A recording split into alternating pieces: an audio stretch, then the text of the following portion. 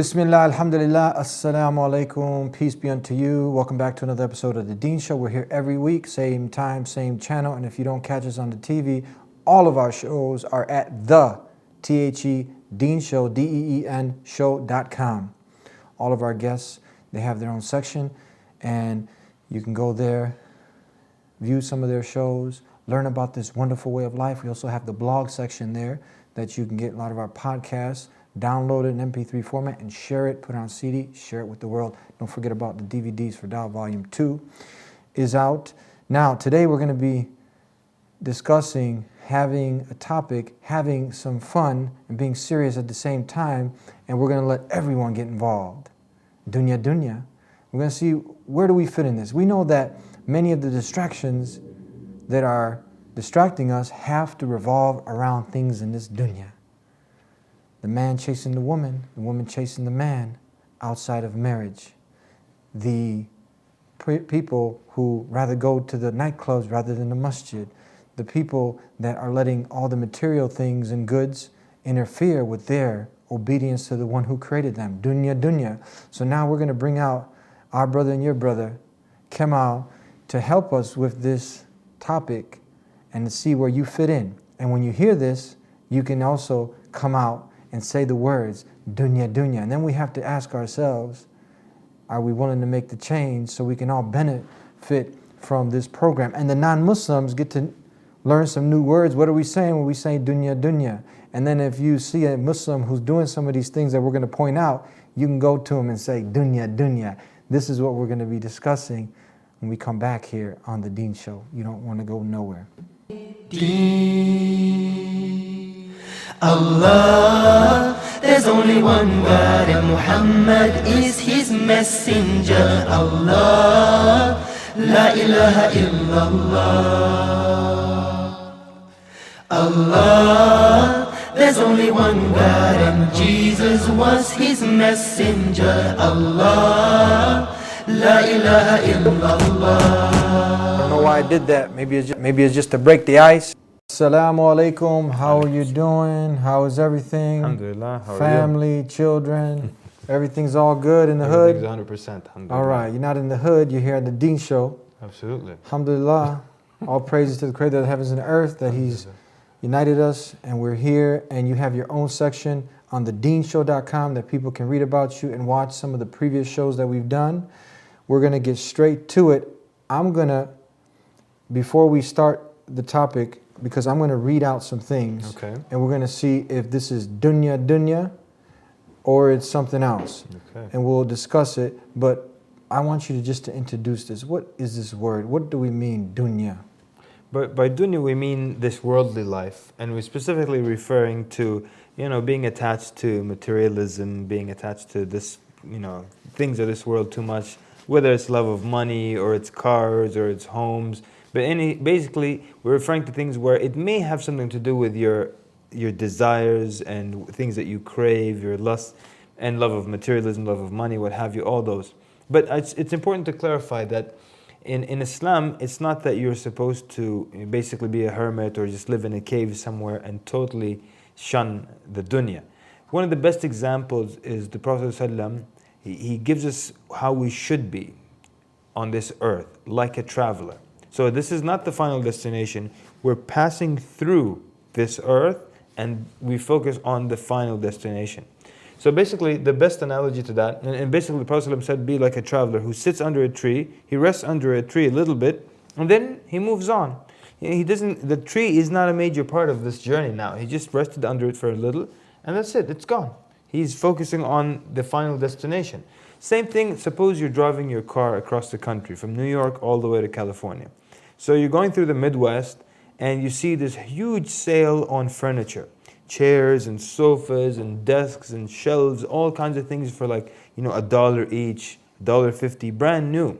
If you drive by a place that has, leather sofas that would normally cost you $1,500 for $1.50.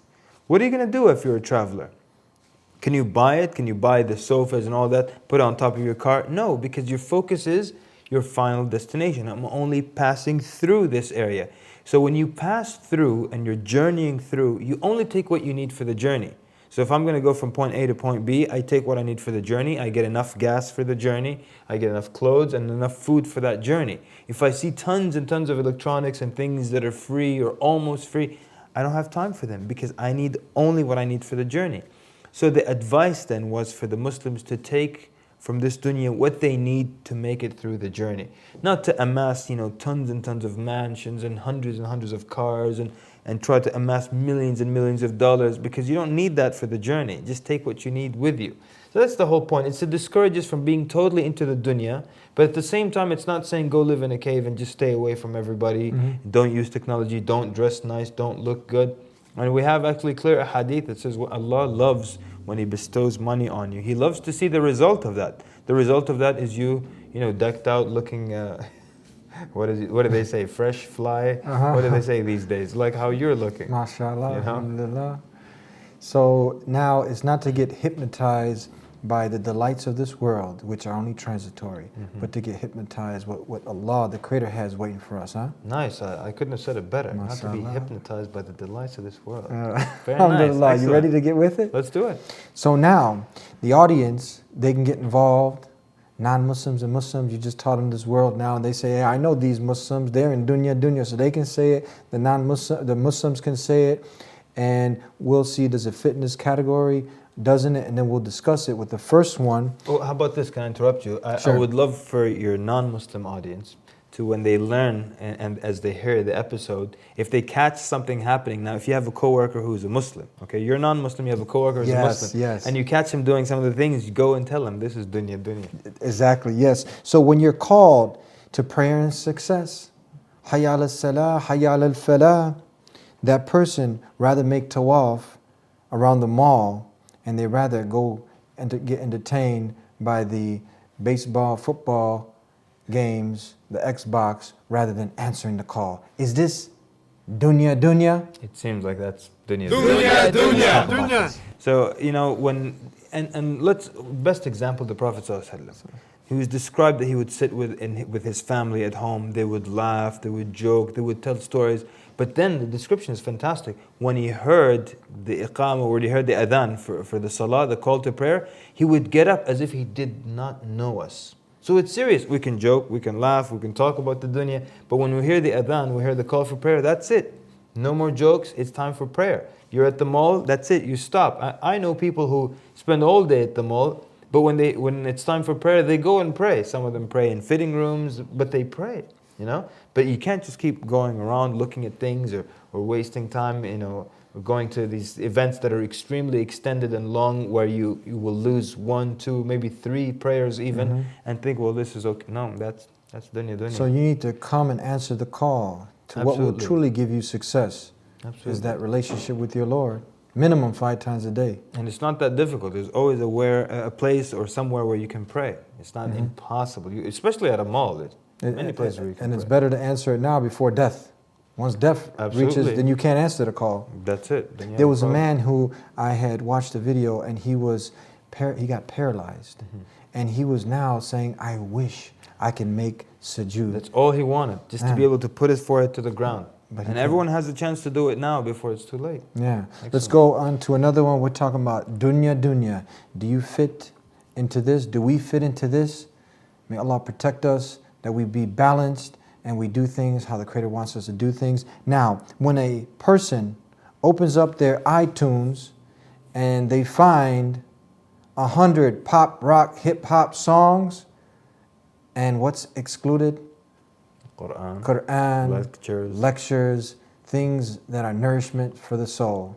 Well, to me, that sounds is this dunya? For sure. Put it in the dunya? Definitely. Talk about this now. This is the problem.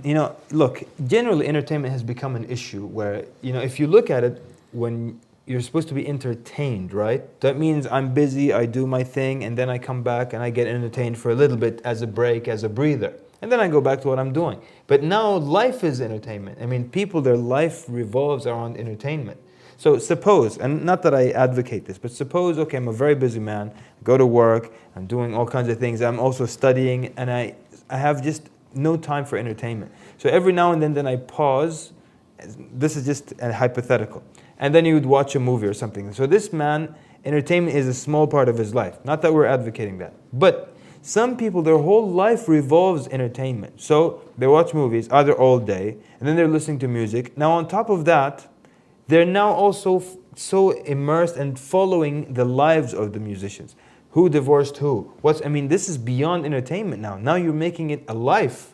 You're basing your life around people who are just supposed to be there to make you laugh and to entertain you. Yeah. It's funny that a comedian, for example, he's like a jester, realistically. He's supposed to stand up and make you laugh. So he's like a jester. You're supposed to just laugh at him and not take him seriously. But now these comedians, people take them seriously and start to revolve their life around them, chasing after them. Who are they married to? Who did they divorce? What's happening with them? Following their story. This is just someone to entertain you. You're not supposed to be worshiping them now. But this is what has happened. So you look at someone, you find that I can never forget one time I was on the airplane. This young girl, she was 13 or so, opened up her laptop. I said, mashallah, she's going to read. I'm sitting behind, I could see the laptop open. Then she opens up a movie. And she minimizes the screen, she's watching the movie. While she's watching the movie, she opens up another card game, and she's doing both.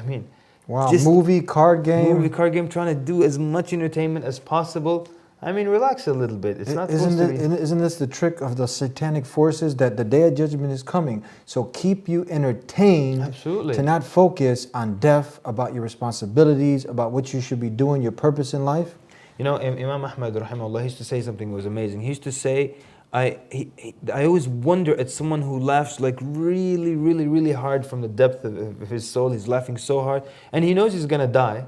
And he knows there's going to be judgment and grave and so on. So these are just his contemplations. But what we're saying, people know that they're going to die. People know that there's heaven and the hellfire. And yet, you plug up your ears listening to this stuff all night and day. And people now don't even socialize with each other. You see them walking, they don't hear you, they don't greet you because they're so busy listening to things. Definitely it's Dunya Dunya. Let's continue talking about Dunya Dunya on the Deen Show. We'll be right back. Allah, there's only one God. When you look at the Bible and it says the earth has four corners, that's wrong. If any Christian can point out a single unambiguous statement where Jesus Christ, peace be upon him, says that I am God, I am ready to accept Christianity.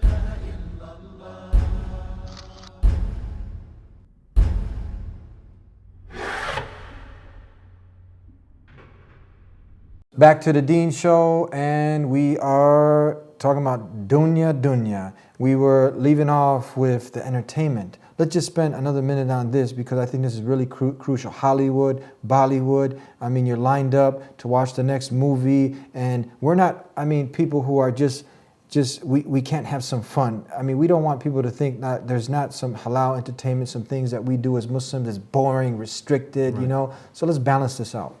Right. The Prophet ﷺ explained to us already that it would be impossible for us to constantly be in a state of thinking about the next life and the hellfire and paradise. And he said this to Hamdallah, one of the companions, radiallahu anhum. He said that if you were able to remain at that high state of iman, the angels would come down and shake your hand and walk with you in the streets. So it's not realistic to expect someone to be like that. And there is leeway in Islam for people to enjoy themselves and to laugh and to entertain. It's not serious the whole time, but it's also not a life of entertainment the entire time, to the point where you never listen to the Quran, you never remember Allah Azza wa Jal, you miss your prayers, all of this because of entertainment. So it's neither this nor that. Not one extreme or the other. It's always the middle path. Not too fascinated with things of wasting time and that. You have some fun, you give everyone their rights, but Absolutely. The first and most right is to be given to the one who created you. 100%. Yeah. Alhamdulillah. Okay, next one on the list. Does this qualify as Dunya Dunya, or we'll put into something else? When a person goes to the house of worship, the house of God, the house of Allah, to make the salat, but at the same time to conduct some business. Is this Dunya Dunya? So he's got to meet up with someone for business or something like that. And at the same time, he's going to make the congregational prayer in the house of worship, the masjid. Okay, this is actually not Dunya Dunya. It's not Dunya Dunya. Okay, we got our first no Dunya Dunya. Non-Dunya Dunya. Okay. Because, in Islam you can have more than one intention. I can be going to the mosque, because I want to pray and it's a time for prayer. But I also agreed with brother so-and-so, let's meet there, and whatever it is, I have to give you your book back or whatever it is, or to even talk about business. You can have more than one intention for doing something. But initially I did, when I went and prayed and everything, it was for the sake of Allah. And there's another added bonus there, I meet up with a brother or something like that. So this isn't dunya dunya. Okay, so this makes sense now. Okay, you go, you're offering your prayers, and you're going, and you have to take care of some worldly things. But your main intention is to go and worship your Creator. Yeah, as long as you So stand there. it goes back to the intention, right? Yeah, as long as you stand there and you raise your hands and there you're praying for Allah and you came there to pray as well, it's not an issue, inshallah. Okay, now, next one on the list. Is this going to qualify for Dunya Dunya? I don't know. Let's We see. need you to get involved now. You guys be the judges. And can they be free to go and, let's say, write these down, and then they can go to their imams, scholars, and say, you know what, I heard this on the Deen Show, and they said this is Dunya Dunya. What do you have to say? Can they do that? Absolutely. And they could also think of their own examples and mail them to the Deen Show. Yeah. And then you can And put then them we on can- the next episodes. And then we can have another one. Yes, absolutely. All right, keep doing that. You tell us if you like this, if we can keep doing the Dunya Dunya on the Deen Show. Okay, the sister. She is more concerned about chasing the latest fashion magazines and being hip on that, and accustomed more to having and fitting in with the culture and society around them. But when another sister mentions to her about her obligation towards her Lord and the hijab, she shuns away. Is this Dunya Dunya? That one definitely sounds like it's Dunya Dunya. Oh, talk to us. absolutely. All right. Because, you know, and these are some of the pressures realistically. Yeah. Like you got the fashion, the hairstyles, the colors, and you know, fashion. Part of it is very embarrassing because the psychologists always compare human beings to sheep. And one of the best examples is fashion. Today the fashion is red. Now, is there a logical reason why it's red? No, but it's red, so everybody starts wearing red things, red hats, red socks, red shoes. And then tomorrow the fashion becomes green. Nobody offers to humanity a logical explanation why green is the fashion. But everybody just starts doing it.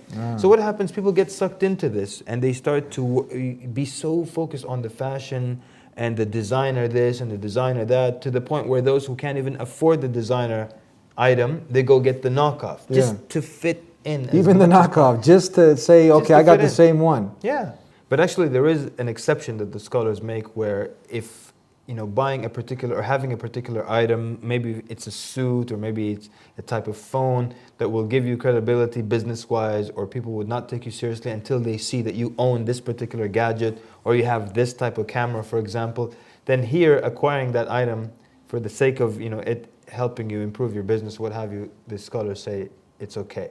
But just chasing after fashion and running after it like that, especially in the place where it replaces the real Islamic fashion, if you want to call it the fashion, the hijab, right?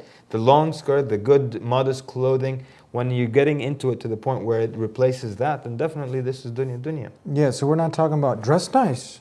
I mean, dress in a way that looks good, but do it according to how your Creator says is the fashion that's sent down from above the seven heavens. Absolutely. That's the ultimate sir. fashion, isn't it? So as long as you're within those guidelines, then you're all right. you know? Okay, so nothing wrong with that, but obviously, you know, tight jeans and everything's like just bam and everything's out there and you're just making it difficult on everybody. I mean, for what? Okay. What are you seeking? Right, and then Attention from who? But the worst part is that Yeah. here you collect a lot of sins for that. So Lot of whenever sins. a woman is not dressed properly, you know, if one man sees something haram from her, she gets a sin for that She's one getting man. it, huh? Yeah. And if two men see something from, she gets 2 sins for that. Yeah. And if 1,000 people see her, she gets 1,000. So think of how many thousands of sins you're accumulating walking around wearing tight clothing or revealing clothing. Everyone that sees you, you get a sin for that. Yeah. And especially, I mean, and God forbid you get on TV looking like that. Yeah. Millions of people will see you get millions and millions of sins.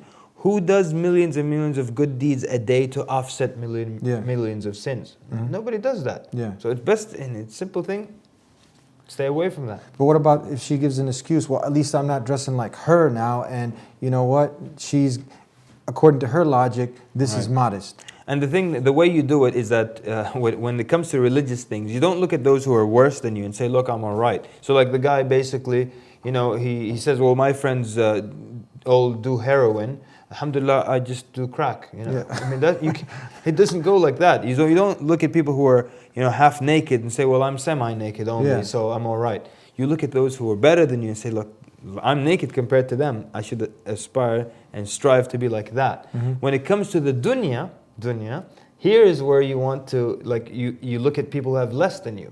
So if you have a decent car, you don't look at those who have like $100,000 Bentley or what have Yeah. you. You look at those who have no car, who's standing at the bus station in the cold. Then you feel like I have more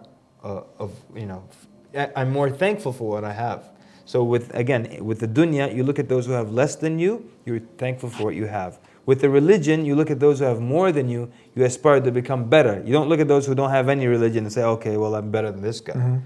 That makes sense. Can it be, just one more note, we'll go to the next one. Can it be a sign, if you just think a little bit, that, let's say you've heard this before, the man or the woman have been cautioned about certain acts that they should or shouldn't be doing, and let's say something happened or like something tragic, they almost had a life-threatening situation, they almost died, Right. all right? And now someone's telling them, again, the same thing. Some people expect Allah to have some bizarre sign that's going to send him, he's going to come in a dream or something. Can those be those signs that Allah is sending them, warning them through these calamities and devices, and them Excellent. watching the show right now? Absolutely. Most, like you were saying, most people want a direct contact with Yeah. Allah. That Allah will say, do this. And now it's the time, put on your hijab. It's not going to work like that. And Allah says in Surah Al-Ra'd, the thunder in the Quran, that إِنَّ فِي ذَلِكَ لَآيَاتٍ لَقَوْمٍ يَتَفَكَّرُونَ. Verily, in these things are signs for people who contemplate. So you need to contemplate the signs of Allah before you recognize that it's a sign from Allah. It's not going to be like a neon sign telling you specifically what to do. It's not a It could neon be- sign, huh? Yeah, it's just something, it could be subtle. Yeah. And if you think about it, you'll notice that it's a sign from Allah. Okay, we are almost at the conclusion. Thank you for your patience. I hope you're having fun, but this is serious at the same time. We want for us and for you, for all of us, some change to occur in our very selves so we can attain paradise, so we can be in a better state when that angel of death comes. So the next one on the list is when Allah, the Almighty, the creator of the heavens and the earth, and His messenger have said that riba, common day interest, is something that you should not indulge in, leave it alone. And the consensus of the scholars have explained it. But now you continue to move along. And you're convinced by that. You know that it's You're convinced not by that. permissible. And But you're you- convinced, and But you are looking for Sheikh Bendel rules to give you some flimsy fatwa, or I'm sorry, the thing that goes with your desires. Is this Dunya Dunya? that definitely sounds like it's... Dunya Dunya, yeah. Definitely. Talk to us. Because, like you said, the guy knows that it's wrong. He's convinced, he knows all the evidences, and I've met many people like this. They know that it's haram, they know that it's not permissible, they know that the mortgage, the usury, the contract, all of it is wrong, and they're convinced, but because they want it, they look for someone who says it's okay. So basically the idea is that, look, I know that it's haram, but this guy, he's an imam, he's a reputable, well-known speaker in the area, he told me that it's okay. So that means on the day of judgment, if I'm asked, I'm just going to point at him and say, well, he said it's okay, then it's his problem. It's still your problem. You know, and you're convinced that it's not permissible. You just went to the person who would give you the answer you want.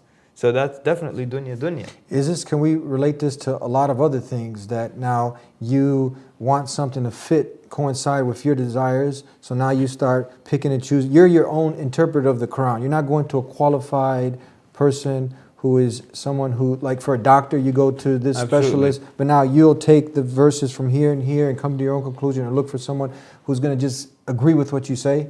This is a big problem. This is all over the place, and you find people and sometimes you can use this with people, where if you sit at a gathering and everybody just starts talking about the religion with no knowledge and people making fatwa left and right, you might tell one of them, and you know that there's not a doctor in the house, you tell them, look, I've got this weird lump right here, and when I move my arm this way it hurts, but that way it doesn't hurt, and sometimes it gets all red. What do you think I should do? Immediately, what are they going to tell you? Look, I can't give you advice on that. I think you need to go see a doctor.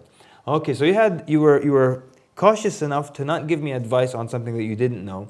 But speaking about Allah with no knowledge, you had no problem with that whatsoever. You know, it's so rare now to meet people who are afraid to speak about Allah without knowledge. Everyone will read the verse and just, you know, make it to satisfy whatever his desire is, you know. Or otherwise, you'll know that the verse is saying don't do it. You'll go look for some guy, Sheikh Bend the Rules, who's going to say, hey, do it, it's okay. Sheikh Bend the Rules. But you're convinced, Yeah. that guy's famous, he's all over the place. And they know that it's wrong, but they go to him anyways. Yeah, let's leave it on that note with Sheikh Bend the Rules, and we'll be right back on The Deen Show. I am not afraid to stand alone. I am not afraid to stand alone. If Allah's by my side, I am not afraid to stand alone. I am not afraid to stand alone. If Allah's by my side, I am not afraid to stand alone. I am not afraid to stand alone. If Allah's by my side, I am not afraid to stand alone.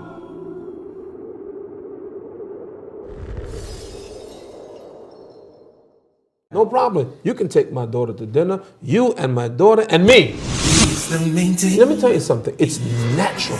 That's the idea. God created it. And He created us to have a good time. We should have a good time.